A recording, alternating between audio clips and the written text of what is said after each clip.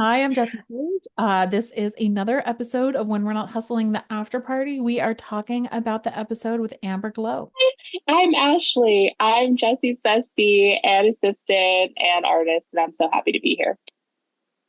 I'm Emily Foster. I produce When We're Not Hustling, and I remind you to like, subscribe, follow, and uh, be a part of our Patreon, patreon.com/ sapiotextual.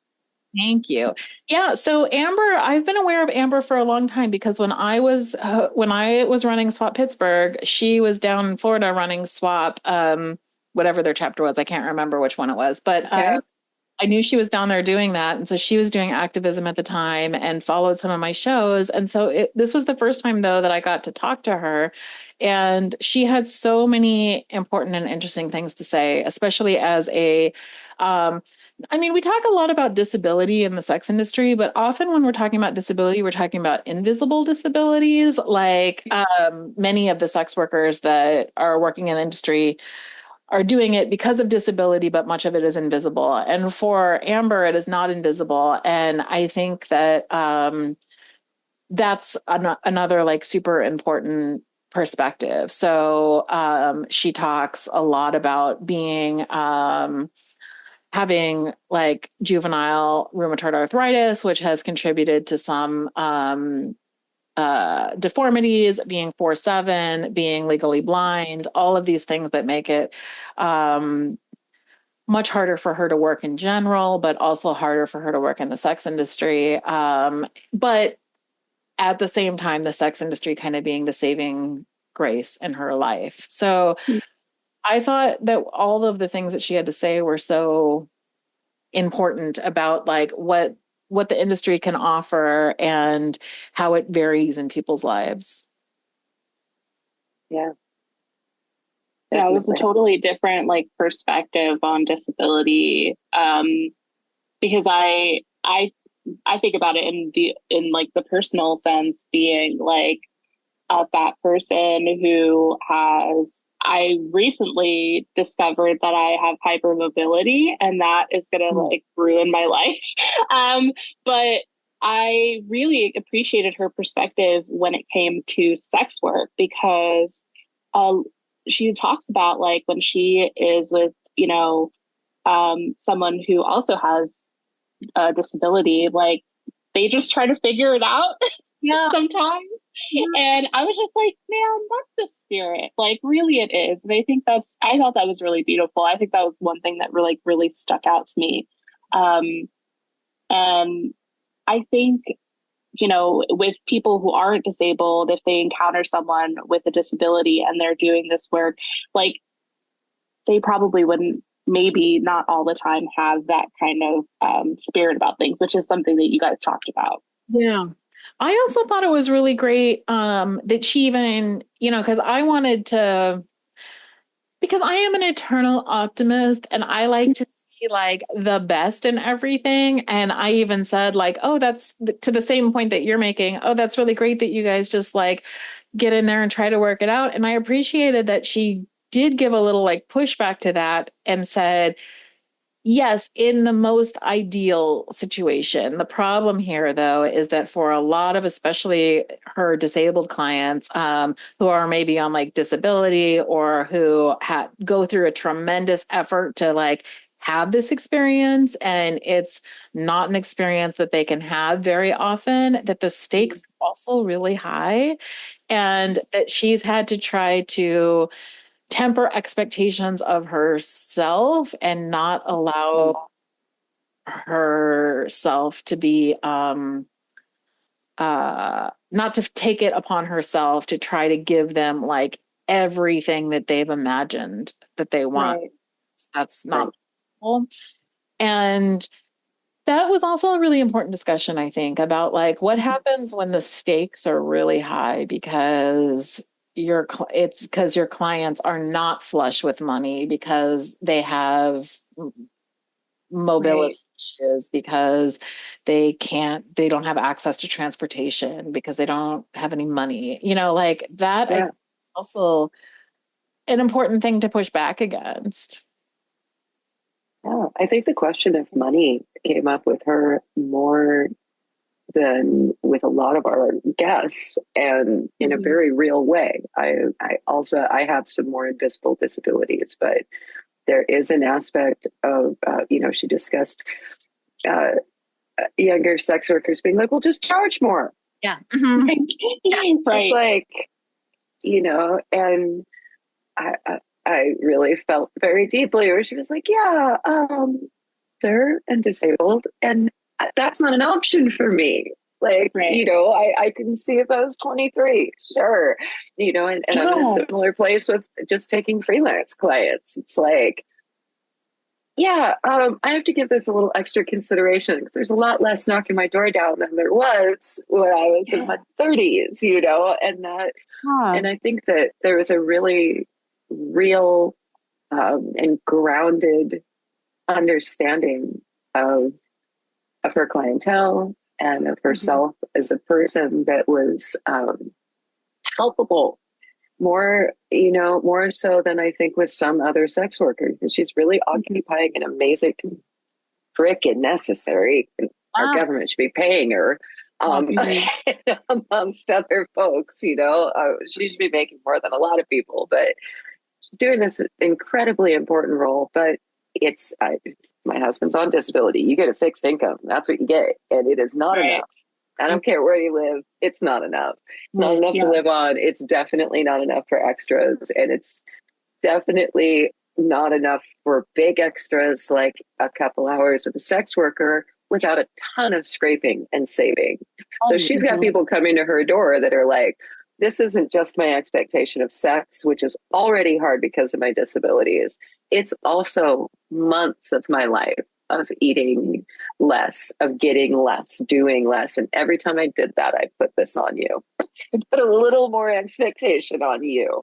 Well, going back to Shane's interview, which was last week, I mean, one of the things that she said in there is she said that when clients come to you, they come, and I love this language. I thought it was so good. She's like, they come with a duffel bag full of feelings about you before they've even met you, which is yes. People are like, I think I'm in love with you. And you're like, you just met me. Like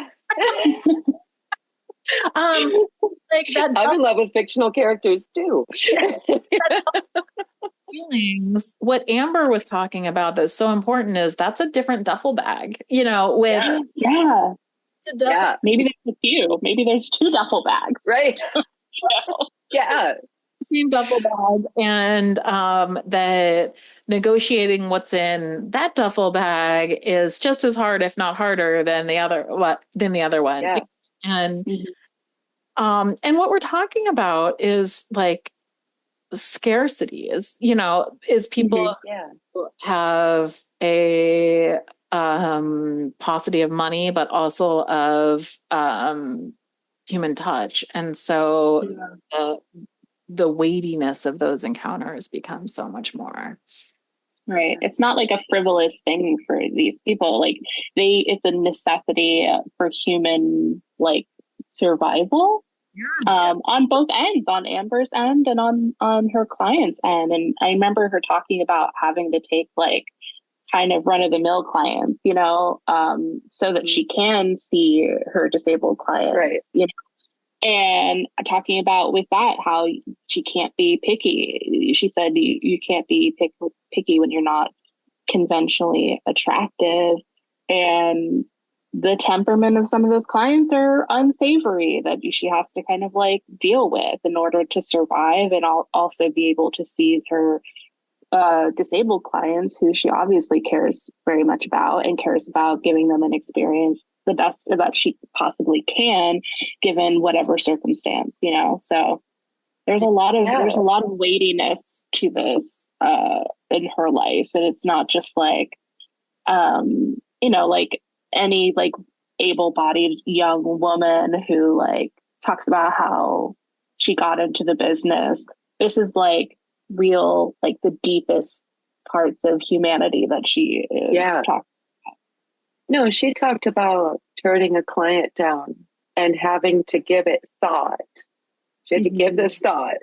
And his fantasy had something to do with being intimate with his disabled daughter or something. And she had to, now here's and I've seen other sex workers out in the world and, you know, in the Twitter sphere, the, um, who are like, ew, he looked at me wrong, you know, and like the vast difference between that of like, I had to consider the ethics of taking on this role and if I could even do that, ew, versus like, I don't know. Right. He was wearing a blue shirt this morning that like, I was talking to my Uber driver about like my work and blah, blah, blah. And we were having a good connection and we shared stories. And when I got out, he asked me where I advertised because obviously he wanted to book her. And she's like, how dare he ruin a moment? And I was like, what? Like, right. And other people are out here like hustling, like giving away. I feel like a bad person forever in order to be able to afford to see my pro clients. Like, yeah. And everyone's struggle is different. I'm clearly comparing. Everyone's lives are different, but I think that I just keep coming back to just Amber's just, I guess it's spirit of just like, yep, I don't have what other folks have, but I'm going to keep doing some cool stuff and just going to figure out how to do it, you know, gumption. But that's a little infantilizing. I don't want to be like, you know, like she's a badass. It's not, look at you, little slugger. It's like, God damn, girl, like I need to dust myself off and be a little bit of a better person. Yeah, like really working and complex issues and and using her body in a way that like allows other people to feel things in their body. And that I think is such important work. And I feel like that's often for most sex workers, like or for many sex workers, I guess one of the things that you're doing is like being present in your body. And I think once you bring together like that presence being difficult. I mean, I actually liked how she was talking about like, yeah, it'd be a little bit easier for me to like maneuver around the bed if I could move my neck, but I can't. So like we like, have to deal with what we're dealing with here. Yeah. And I think it's so funny. I think about this because I am like older and my hips start to hurt if I'm working a lot. And every once in a while I'm like, oh my God, like I'm just grinning and bearing this because my hips hurt so bad. But like, imagine that like you can't even move in a particular way, you know, like it is a very physical job. And one of the things that she pointed to was like how physical the job is and the demands of the job. And I don't know. I think that was really that was all really important. I also think it was interesting to hear her talk about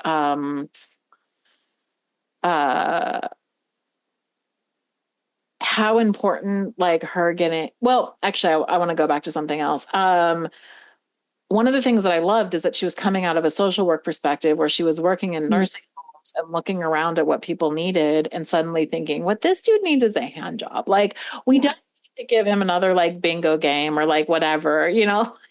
Yeah. That's so real. Yeah. That's so real. And I wish, and I feel like I hope that these conversations, these types of conversations that are happening right now about like, why aren't we taking that seriously? Becomes more center stage because she's right. People also need touch and they need pleasure in their lives, and pleasure is important. And we like to pretend that it's not. Yeah. Yeah. Yeah. It's like thinking about that, like nursing homes, like it feels after like hearing this conversation out, I'm like, wow, that's like neglectful. Like that's like legitimate, like neglect, but like knowing that maybe like our government probably wouldn't see it that way, but like that's truly like the reality of human nature. And you'd think that we like would have caught up with that by now, but I think there are some governments that are. I think that there are some small European governments. Probably, yeah. Countries have part of disability is like money for surrogacy, which is, I think that should be the case everywhere. Globally, I agree. Yeah. I think that being touch starved causes a lot of the roots of some major issues that we're seeing in the world, and that just a little more love, a little more touching. Cuddle. Yeah. It's not something I personally, I do a lot of things in my life because it's what's prescribed for humans, if that makes sense. I am not by nature a touchy-feely person. I'm like, you be over there, we're cool. I like you. I told you so, I wrote it down, don't worry. But I read about humans, and they're like, humans need to be touched or they go crazy. And I'm like, oh, okay, well then I have to touch people and be touched. Cool. And like, it's just true. Emily. What's that? Sound very autistic. I tell you, I'm going to finally get tested, and everyone's going to be like, last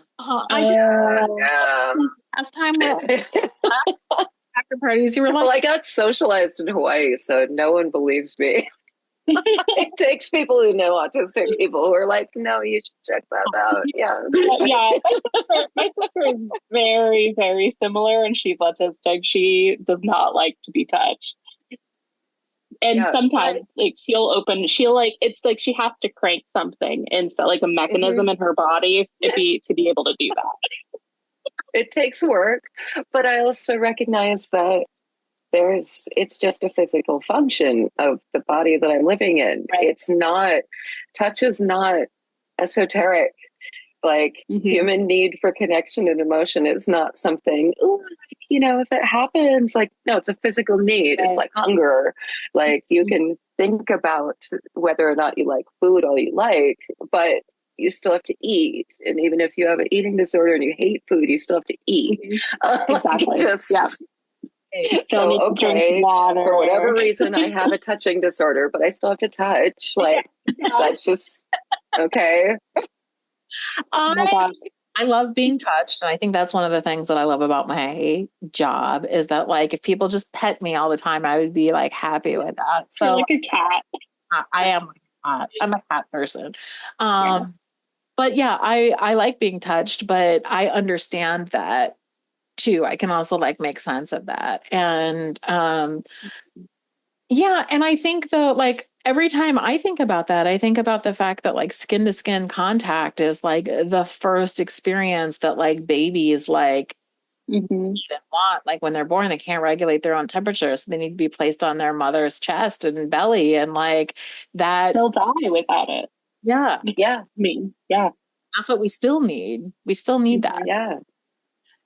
I gotta say, one of the things that really excited me, I get really excited talking about privilege. So when, and my boyfriend knows this because they talk about it all the time.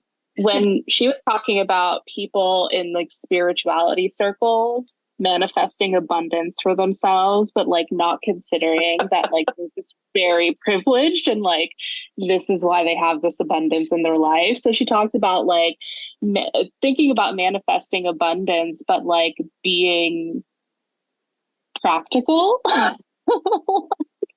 think about this all the time, like as a person of color, and specifically when white people like kind of like enter these like spirituality spaces that don't necessarily belong to them, and they're like, I started doing this mantra and it worked for me, and like I'm just like, but like your parents are doctors and like you're privileged, like you know what I mean? So I love that. Yes. The conversation.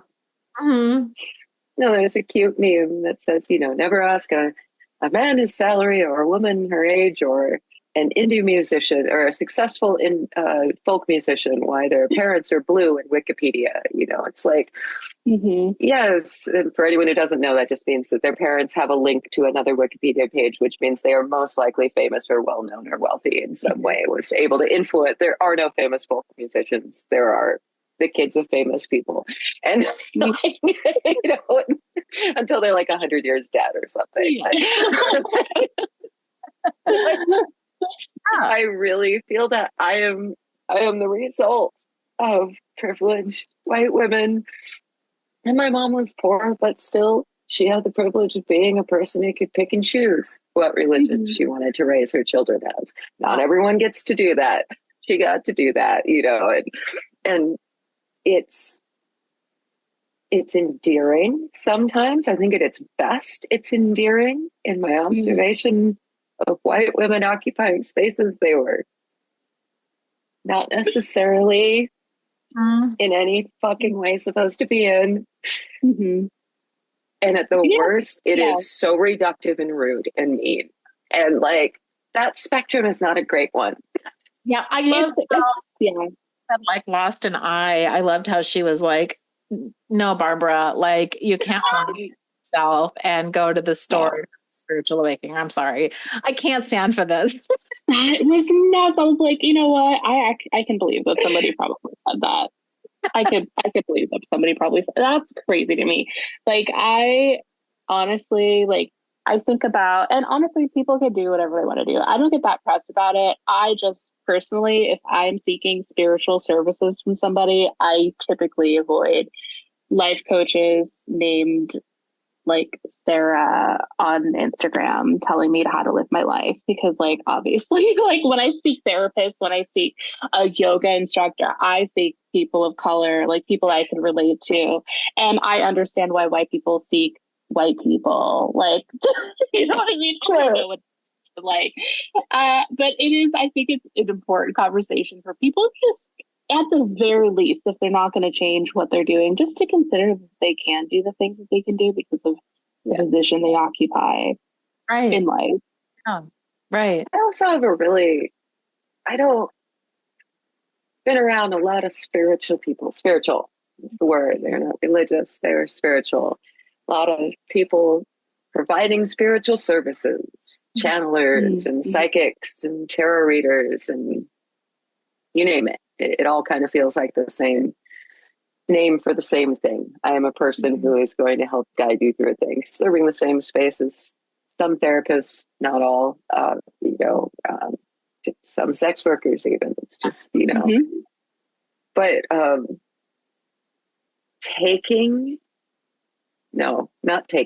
demanding high amounts of money and not even like being low key about it, being like suggested donation, just kind of how I grew up with that kind of thing. Like, right. Like, especially with people who you shouldn't necessarily get to have access to, right? Like, why don't you make a suggested donation? Huh? Sounds like you're going to ask a stupid question. But I have an issue with someone simultaneously saying, I have information that was given to me from the universe, my angels, whatever my belief might be of, I received this wisdom, but I would like to charge you to give you access to it. And I'm always like, that's funny. How did you get it again? Exactly. But here's the thing. Can I just do that? Here's the thing about that, because I listened to a podcast of someone who's a Vedic astrologer, which is like a different kind of astrology than like the normal like stuff. And she talks about how people will go, like Americans will go to some far off like mountain in India and get like teachings from a teacher, when really that person that they're getting their knowledge from is an outcast in their own community, because they like just do it for the money. This is like, you don't get to just go like learn something from a brown person and then be like, it's okay, guys, I learned from a brown person. Like what's not meant for you is not meant for you, and that's okay. It's okay. So it's okay. It's okay that not everything's for you. That's okay. Right. Like every culture has their own, like the Irish, like every culture has their own like spiritual practice, and maybe just like go learn whatever your people's thing is. Like, we all have or just do the work. Right. Fucking but work. It has to be so sincere. Like, you know what I mean? Right. And I think that's the thing that's missed all the time. Yeah. This is a little bit out there, but there's this wonderful YouTuber called, I think he's Healthy Gamer. He does a great job talking about how to interact with video games as human beings in the new world, and how to do that in a healthy way, how to raise kids that way, how to raise yourself, etc. Oh, cool. He's a great guy. Highly recommend it. If you have any curiosity about how to have a healthy relationship with gaming, check him out. He tells a wonderful anecdote in his book. And he's like, yeah, I went to this ashram and, I learned all this spiritual stuff. And then I was like, yeah, I went up to my, really paraphrasing here, I went to a spiritual leader and I'm like, I'm ready. I'm ready. And give everything up and be here. Spiritual leader looks at him and goes, you don't have anything. You're just avoiding shit. Same thing you were doing with the fucking video games. It's just more avoidance. Go get something. Then you can come here and give it up. Go get a wife and kids and a life that you care about and then try to give it up. You know, and like just that, like when I say do the work, I mean, go get stupid and humble and dirty and bored and yelled at, because that's actually the path. Right. Yeah. Yeah.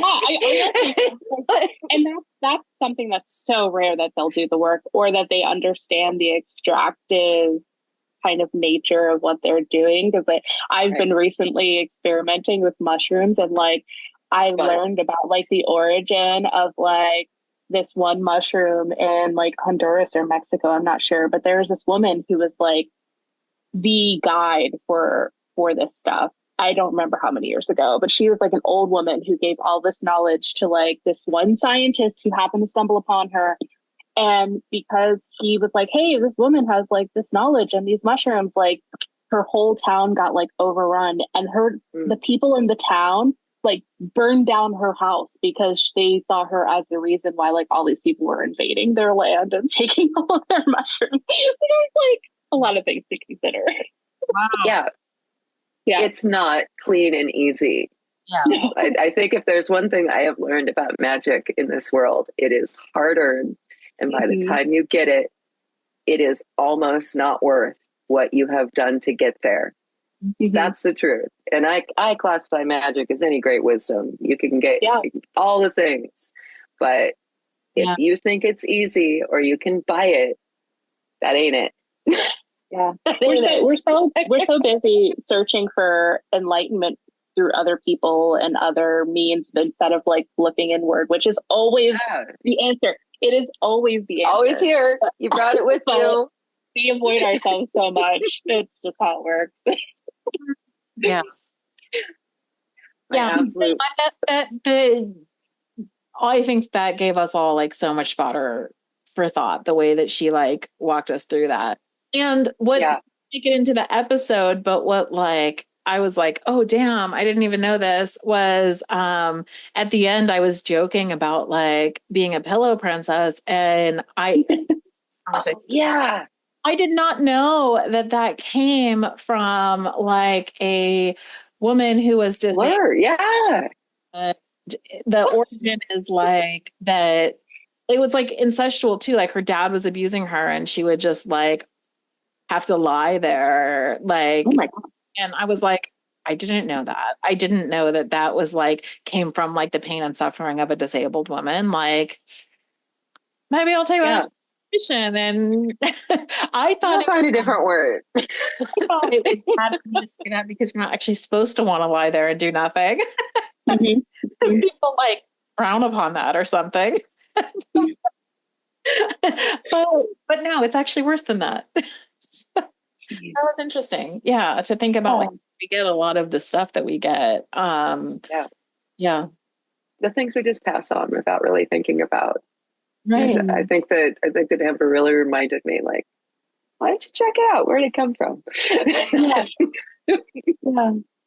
Well, I hope you guys listen to the episode. There is so much worthwhile in that episode to listen to. Amber was a delightful guest. I'm Jessie Sage. You can follow me on Twitter at sapiotextual, or you can check me out at jessiesage.com. I'm Ashley Ramos. You can find me on Instagram, and that'll be in the description of this video. I'm an artist, Jessie's bestie and assistant. Yeah. Good to chat. I'm Emily Foster. I'm still the producer of When We're Not Hustling, and mainly here to remind you to like, subscribe, share, and follow us on everything you can. Especially check out our Patreon, patreon.com/sapiotextual. That is not the reason you are here, but thank you for